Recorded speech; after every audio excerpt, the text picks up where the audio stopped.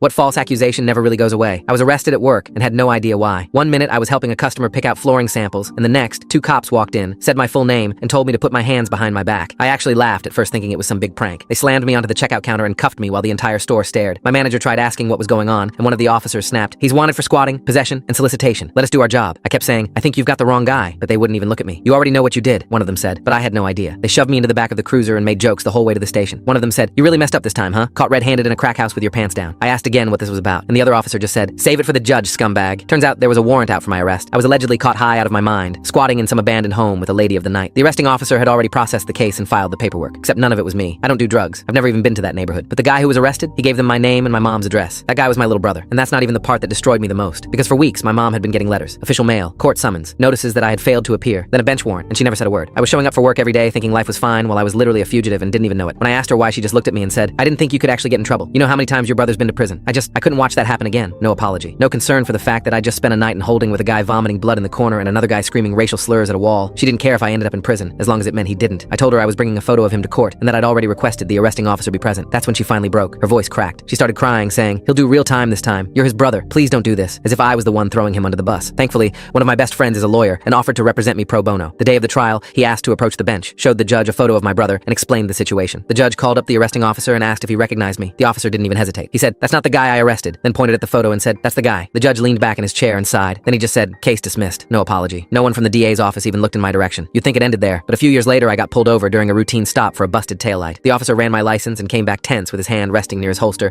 and said I needed to step out of the car. He informed me there was a federal flag on my name and that someone using it had open warrants in another state for identity fraud and substance trafficking. He asked if he could confirm I was who I said I was by having me lift my shirt and show I had no tattoos. It was freezing, but I did it, and then he let me go. So I do know he's out there somewhere, still using my name like it's his own, probably getting me into more trouble I'll hear about in the future.